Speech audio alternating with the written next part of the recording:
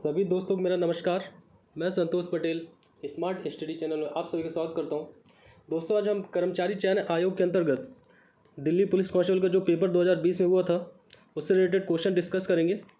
और आपको पता है कि जो हमारा दिल्ली कांस्टेबल का पेपर है वो 100 नंबर का पेपर है, जिसमें से 50 नंबर की जीएस आनी है। तो ये जो पेपर मैं डिस्कस करने वाला हूँ, ये पेपर आपका 27 नवंबर 2020 का है और इसमें जो क्वेश्चन पूछे गए हैं, और मैं कोशिश यहाँ पे ये करूँगा कि जीएस में कहाँ कहाँ से क्वेश्चन पूछा जाता है।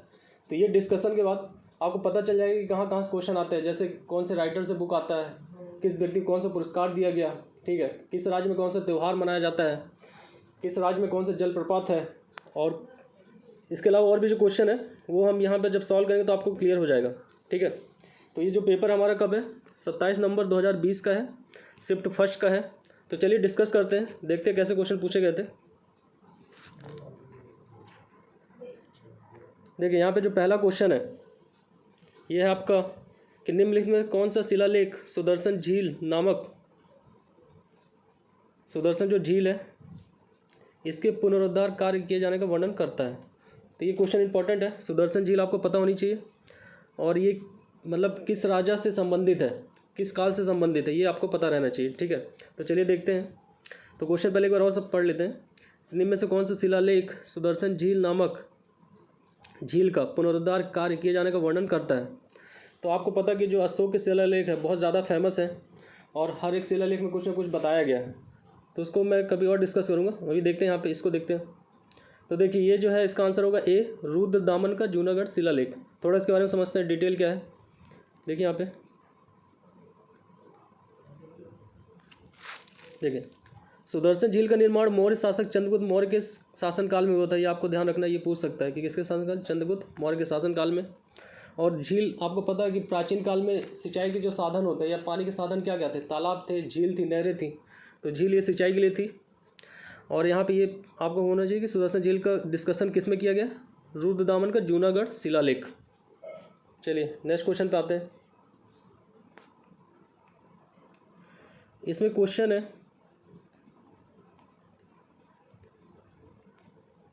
कि सिबिल, पहले CIBIL के संक्षिप्त नाम से जाने वाला अभिकरण एजेंसी निम्नलिखित किस क्षेत्र से संबंधित है।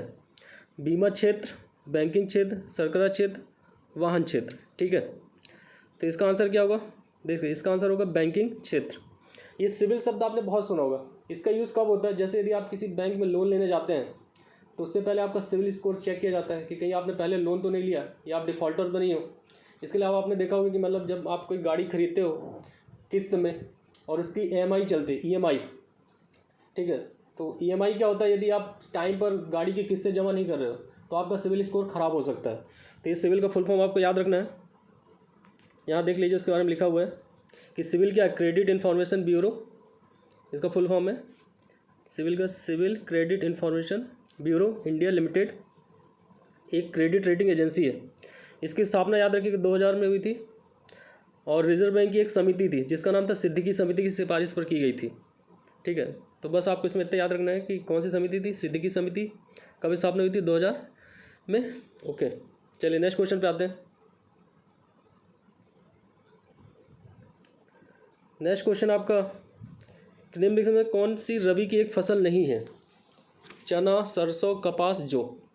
तो आपको दो फसलें इंपॉर्टेंट है, एक रबी की और एक खरीफ की। तो आपको ये पता होना चाहिए कि रबी फसल कब बोई जाती है और कब काटी जाती है, और खरीफ की फसल कब बोई जाती है, कब काटी जाती है। तो ये इंपॉर्टेंट है।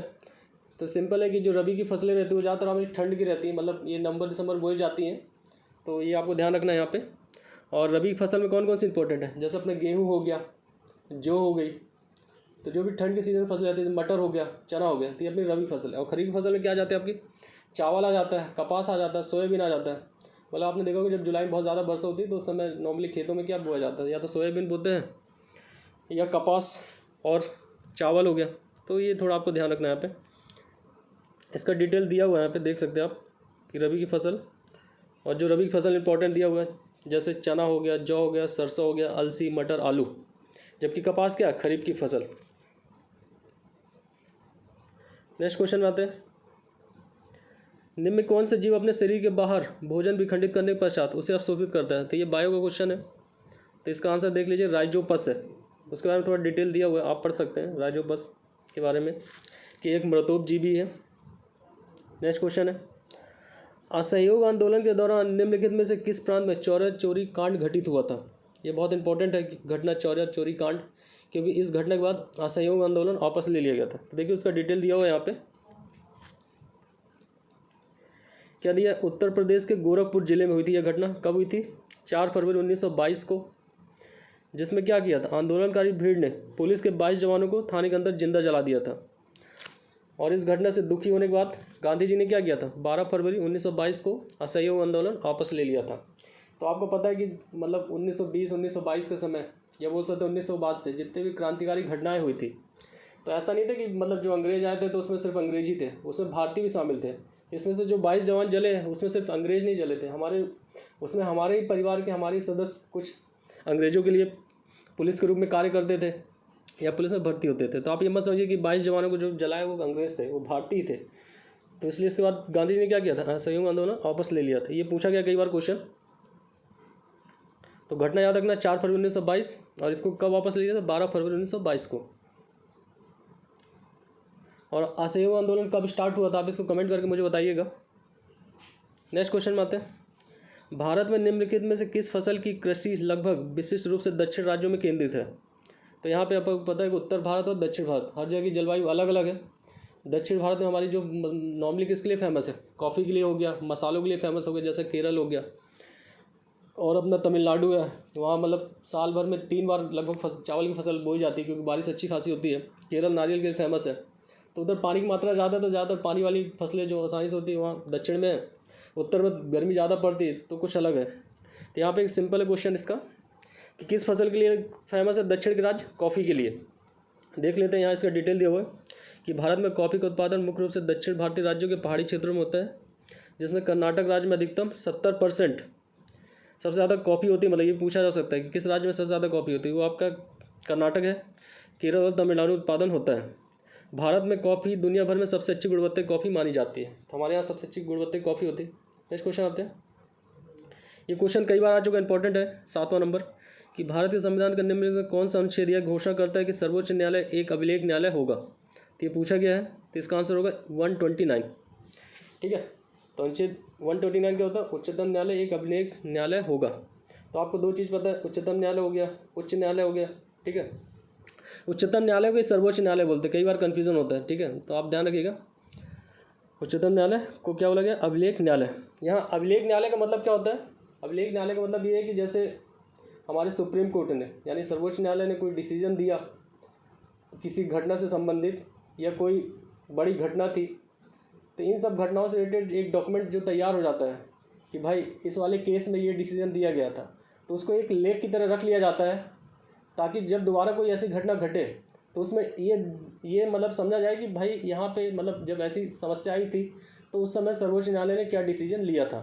आपको पता है कि भारत में मतलब बहुत सारे केस दर्ज हैं, जैसे बाबरी मस्जिद कांड हो गया, इसके अलावा गोधरा कांड हो गया, इसके अलावा मुंबई कांड हो गया। तो इन सब घटनाओं में क्या डिसीजन दिया गया वो एक लेख की तरह रखा गया है।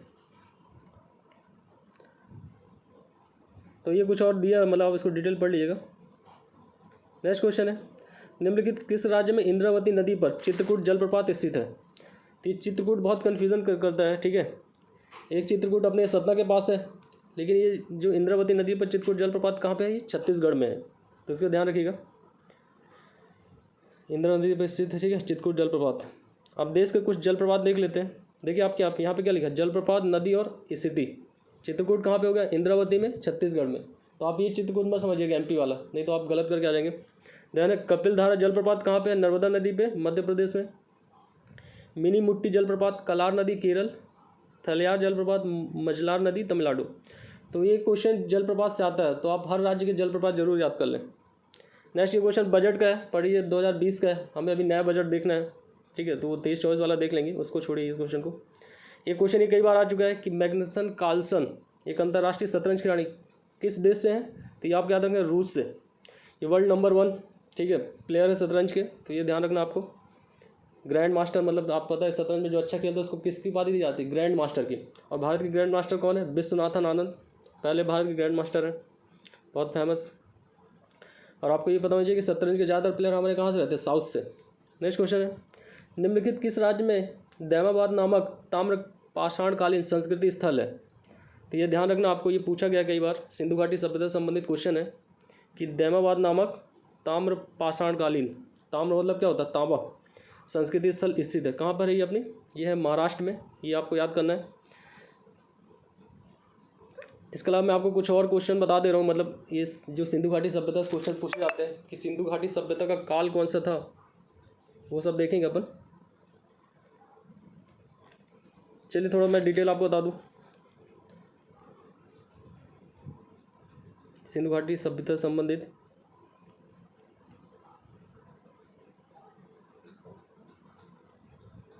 सिंधु घाटी सभ्यता कुछ और तथ्य हम देख लेते हैं। मैंने यहाँ पे मतलब एक लगाई है, PDF लगाई है, देखते हैं यहाँ पे कुछ डिटेल। देखिए सिंधु घाटी सभ्यता में किस तरह क्वेश्चन पूछे जाते हैं। पहले तो ये कि सिंधु घाटी सभ्यता संबंधित जो स्थल है, जैसे दैमाबाद हो गया, राखीगढ़ी हो गया, ठीक है, और सुत चहुंदड़ो हो गया। इसके अलावा आपके पास यहाँ पे है बनावली हो गया, धोलावीरा हो गया। तो ये पूछ लेता है कि ये किस राज्य में है। दूसरा, इन स्थलों की खोज किसने की। और एक क्वेश्चन ये भी आता है कि ये किस नदी किनारे हैं। तो मतलब आप समझ सकते हैं सिंधु घाटी में तीन चार प्रकार क्वेश्चन पूछ जाते हैं कि कोई स्थल किस नदी किनारे था, किस राज्य में है, किसने उसकी खोज की। तो कुछ खास है वो देख लेते हैं कौन कौन से। देखिए पहले तो इसमें ये आपको याद होना चाहिए कि हड़प्पा, ये 1921 में किसने खोजा था? दयाराम साहनी ने खोजा था। और ये कहाँ पे स्थित है? पाकिस्तान में। तो हड़प्पा हो गया, मोहनजोदड़ो हो गया, ये दोनों पाकिस्तान में चले गए। इसके अलावा सुतकंगेडोर, ये भी पाकिस्तान बलूचिस्तान में है। आपको पता है कि इस समय बलूचिस्तान में बहुत ज़्यादा प्रॉब्लम चल रही है, मतलब वहाँ पे उनके साथ बहुत अत्याचार हो रहा है, जो वहाँ हिंदू रह रहे हैं, या उसके अलावा वहाँ मुस्लिम कम्युनिटी, उनके साथ भी अत्याचार हो रहा है और बहुत ज़्यादा पंगा चल रहा है वहाँ। कहीं ऐसा ना कि बलूचिस्तान बहुत जल्दी हमारे भारत में शामिल होने वाला है, ठीक है, और वहाँ की जनता चाहती है कि हम भारत में शामिल हो जाएँ। चलिए देखते हैं। इसके बाद ये अपना चहुंदड़ो पूछ लेता है, ये कहाँ है? सिंध में है। देन इसके बाद आता है डाबरकोट, ये बलूचिस्तान में।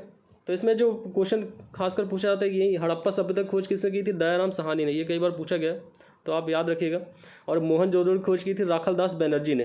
दोनों क्वेश्चन है, हड़प्पा कब 1921 में और मोहनजोदड़ो कब 1922 में। तो थोड़ा याद रखना आपको, राखालदास बनर्जी 1922 में, मोहनजोदड़ो, ठीक है। इसके बाद नेक्स्ट और क्या पूछा जाता है ये देख लेते हैं। अब देखिए थोड़ा जो भारत में स्थल है वो सब मतलब देते हैं क्या क्या है। देखिए जो रोपड़ है, इसको यज्ञदत्त शर्मा ने खोजा था। इसका सन नहीं पूछता, बस याद रखें कि पंजाब में है, भारत में। राखीगढ़ी है, ये पूछ लेता है कि कहाँ पर है? हरियाणा में, ठीक है, राखीगढ़ी हरियाणा के जिंद में है। देन है बनावली, ये हिसार हरियाणा में है। तो दो स्थल हो गए, एक राखीगढ़ी और एक बनावली, ये दोनों कहाँ? हरियाणा में, ठीक है। तो आप इसको हरियाणा से याद रखिए। हरियाणा राज्य कैसे याद रखेंगे? जैसे राखी है, राखी को क्या करते हैं? बनाते हैं, और वो किससे संबंधित? राखी क्या? हरी है, तो हरी से हरियाणा। देन ये धोलावीरा पूछ लेता है, ये कच्छ गुजरात में है। इसके बाद लोथल है, ये अहमदाबाद में है, ठीक है। देसलपुर कहाँ पे है? कच्छ में, मतलब वही गुजरात। तो यहाँ पे आपको दो चीज़ मतलब यहाँ पे याद रखना कि राजस्थान में कौन सा है, पंजाब में कौन सा, हरियाणा में कौन सा है। बाकी इसकी डिटेल में एक बनाऊंगा वीडियो, आई थिंक इतना क्लियर हो गया होगा। यहाँ देखिए और थोड़ा सा मैंने एक मैप भी लगाया है, आप इसका स्क्रीनशॉट ले लीजिएगा।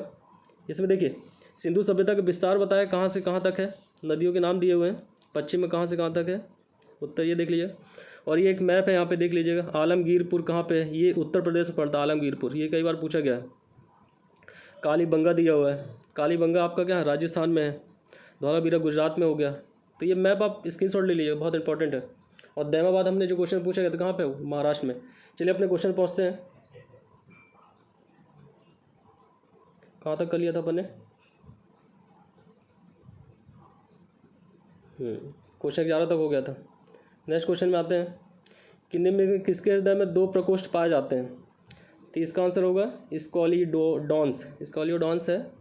और ये क्या है? स्कॉलियोडॉन्स, ये पूछ लेता किस संघ का है, ये इंपॉर्टेंट है, आप ध्यान रखिएगा। कार्डेटा संघ का एक जीव है, इसी को क्या बोलते हैं? Dog fish, dark shark. और इसके जबड़े बहुत शक्तिशाली होते हैं, उसी से अपने शिकार करती है। तो बस याद रखना कि स्कॉल्डियोनस ही क्या है, इसी को बोलते हैं डॉग फिश या डॉग शार्क, ठीक है, ये पूछा गया है।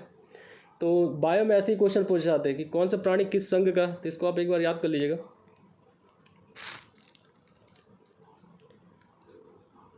नेक्स्ट क्वेश्चन आते हैं, लोटिया नामक गीतों का संबंध किस राज्य से है, ठीक है। तो हम आजकल हमारा देश भारत विविधता वाला देश है, मतलब जहाँ अलग अलग राज्य में अलग अलग धर्म और संस्कृतियाँ हैं, कल्चर बहुत सारे हैं, बहुत सारी भाषाएं हैं, बहुत सारे त्यौहार हैं। तो ये क्वेश्चन पूछे जाते हैं कि कौन से राज्य में कौन सा त्यौहार मनाया जाता है, ठीक है, और उस राज्य संबंधित विशेष जो संस्कृति है या विशेष बोल सकते हैं भोजन हो गया या कोई यहाँ के जीआई टैग हो गया, इनसे भी क्वेश्चन पूछे जाते हैं। तो मैं जीआई टैग का भी एक वीडियो लेके आऊँगा। इसके अलावा अभी देखिए यहाँ पे क्या बोला गया कि लोटिया नामक गीतों का संबंध पारंपरिक रूप से किस राज्य से है, तो इसका संबंध किससे हो जाएगा, राजस्थान से। तो ये आपको ध्यान रखना है, थोड़ा इसके डिटेल देख लीजिए। गीतों संबंध राजस्थान राज्य से है, किसानों द्वारा खेत में काम करते समय गाया जाता है। तो ऐसा भी क्वेश्चन आने लगा है कि कौन सा गीत किस काम के लिए गाया जाता है। मतलब कई बार क्या होता है, लोग जैसे बारात में अलग गीत गाते हैं, ठीक है, शाम को जो बियारी होती है उसमें अलग गीत गाते हैं, सुबह एक अलग गीत गाते हैं। तो ये क्वेश्चन पूछ सकते हैं कि लोटिया गीत तो गाया जाता है, ये सबको पता चल जाएगा कि राजस्थान का है, लेकिन कब गाया जाता है, तो किसानों द्वारा खेत में काम करते समय। यह त्यौहार कब मनाया जाता है, चैत्र माह में। महिलाएं तालाब कुएं से पानी भरकर लोटा और कलश लाती हैं। नेक्स्ट क्वेश्चन है कि ये जीडीपी संबंधित है, तो ये इकोनॉमिक्स का है, इसको देख लेंगे बाद में। क्या है कि मुद्रास्फीति क्या है, विदेशी मुद्रा क्या है, एक वीडियो डिटेल लेके आऊँगा, बताऊँगा आपको फिर। नेक्स्ट क्वेश्चन ये फुटबॉल खिलाड़ी 2020 का करंट अफेयर्स है, पर अभी आप नए में देख लीजिए जो फुटबॉल खेल संबंधित क्वेश्चन होंगे। एक क्वेश्चन ये साहित्य अकादमी पुरस्कार का है, ठीक है, ये 2020 में। यहाँ पे एक क्वेश्चन ऐसा पूछा जाता है कि जो वर्तमान जैसे 2023 चल रहा है, इसके 5-6 महीने 1 साल के अंदर कौन से प्रसिद्ध व्यक्ति जिनका देहांत हो गया या जिनका स्वर्गवास हो गया, वो किस क्षेत्र से संबंधित है या उन्होंने किस क्षेत्र में काम किया, ऐसे क्वेश्चन पूछे जाते हैं, ठीक है। तो आप उनको एक बार देख लीजिएगा।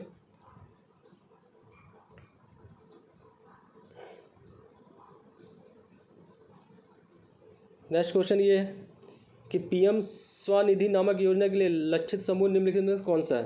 तो ये रेहड़ी वाले समझ गए आप। रेहड़ी वाले वो होते हैं, लोग होते हैं जिनका थोक में व्यापार नहीं रहता है। नॉर्मली ये डेली बेसिस वाले रहते हैं, जो हो सकता है रिक्शा चालक हो सकते हैं या कोई ठेला लगा रहा है या कोई छोटी मोटी दुकान खोल के बैठे। तो ये रेहड़ी वाले रहते हैं, ठीक है। तो थोड़ा देख लीजिएगा। मैं एक भारत की जितनी भी सरकारी योजना है उससे संबंधित एक वीडियो लेके आएंगे, उसमें आपको डिस्कस करेंगे इसके बारे में। नेक्स्ट क्वेश्चन है कि भारतीय अर्थव्यवस्था में नकदी का प्रबंधन निम्नलिखित किसके द्वारा किया जाता है। तो हमारे यहाँ जो नोटों को छापना हो गया, ठीक है, या नोटों का निर्गमन आगमन जो भी है, ये सब किसके द्वारा किया जाता है, भारतीय रिजर्व बैंक द्वारा। तो ये थोड़ा भारतीय रिजर्व बैंक संबंधित कुछ क्वेश्चन है। ये पूछ लेता है कि रिजर्व बैंक की स्थापना कब हुई, तो 1 अप्रैल 1935 को ये पूछा गया। अब कौन से अधिनियम द्वारा 1934, तो दोनों डेट याद रखिएगा, 1935 और 1934। तो 1934 वाला अधिनियम है, उसके तहत 1 अप्रैल 1935 को स्थापना की गई थी। पहले इसका जो कार्यालय था, हेडक्वार्टर कहाँ था, कोलकाता में था। अभी वर्तमान में कहाँ आ गया है, मुंबई में आ गया है, ठीक है, वर्तमान मुंबई में आ गया, ये आपको ध्यान रखना है। नेक्स्ट क्वेश्चन से ये बन सकता है कि आरबीआई का राष्ट्रीयकरण कब किया गया, तो 1949 में किया गया, ठीक है, 1949 में, ये ध्यान रखना आपको। यहाँ आरबीआई कुछ कार्य दिए हैं, जैसे क्या है, करेंसी नोटों का निर्गमन, सरकारी बैंकर के रूप में, जो आरबीआई होता है उसको बैंकों का बैंक बोलते हैं, ठीक है, बैंकों का बैंक आरबीआई। और इसके अलावा बैंक रूप में कार्य करता है, विदेशी विनिमय को नियंत्रित करता है, साख नियंत्रण, आंकड़ों का संग्रहण और ये सब। तो ये सब आप थोड़ा देख लेना आरबीआई के कार्य क्या क्या हैं, इनसे भी क्वेश्चन बनते हैं। तो मेरा इस वीडियो बनाने का उद्देश्य ये है कि आपको पता चल जाए कि 50 क्वेश्चन जो आने हैं वो किस क्षेत्र से आ रहे हैं। तो इन सबको आप अभी से पढ़ना चालू कर दीजिए, क्योंकि टाइम बहुत कम है। नेक्स्ट क्वेश्चन में आते हैं, निम्नलिखित में से किस फसल की आनुवांशिक रूप से संवर्धित किस्म को भारत में उगाने की अनुमति है। तो आपको पता है कि जो बीटी बैगन है, ठीक है, एक बीटी बैगन नाम सुना होगा आपने। यहाँ पे इसका आंसर होगा कपास। ये ऐसी फसलें रहती है जिसके बीज नहीं रहते, वो फसल हुई, आपने उसको लगाया, उसके बाद उसका बीज का उपयोग नहीं कर सकते, इन्हीं को बोलते हैं, ठीक है, genetic modified crops, GM crops बोलते हैं इनको, जेनेटिकली मॉडिफाइड क्रॉप्स। इनका फुल फॉर्म भी याद रख लीजिए, जीएम क्रॉप्स का मतलब क्या है। तो जेनेटिकली मॉडिफाइड क्रॉप्स जिसमें मिट्टी में मौजूद बैसिलियस जीवाणु के साथ 2 विदेशी जीन के संश्लेषण से प्राप्त किया जाता है।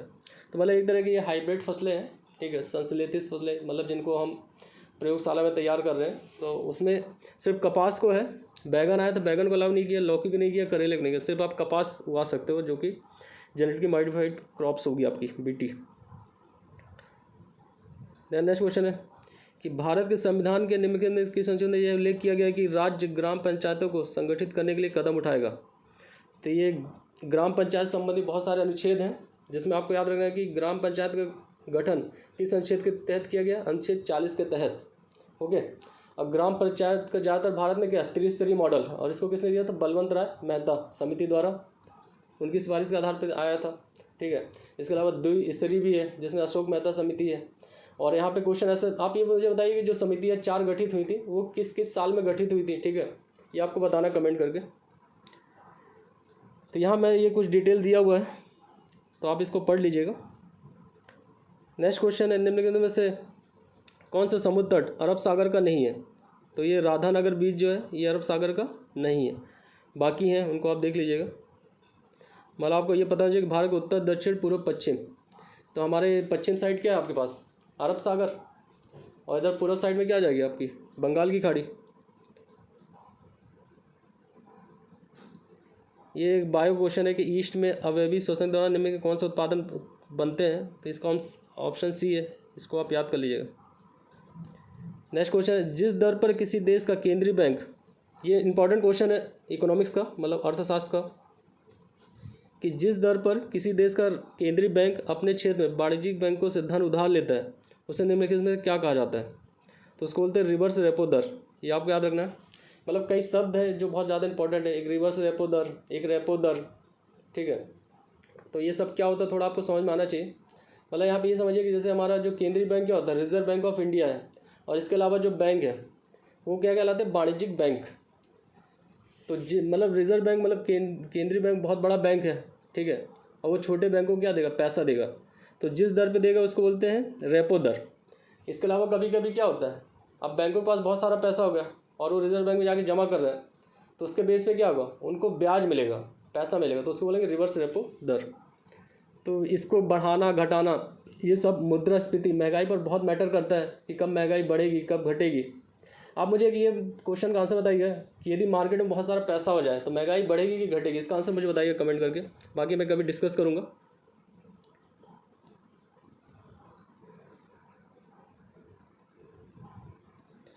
नेक्स्ट क्वेश्चन है, मानव तंत्रिका तंत्र के संदर्भ में तंत्रिका कोशिका के कौन सा भाग सूचनाएं प्राप्त करता है।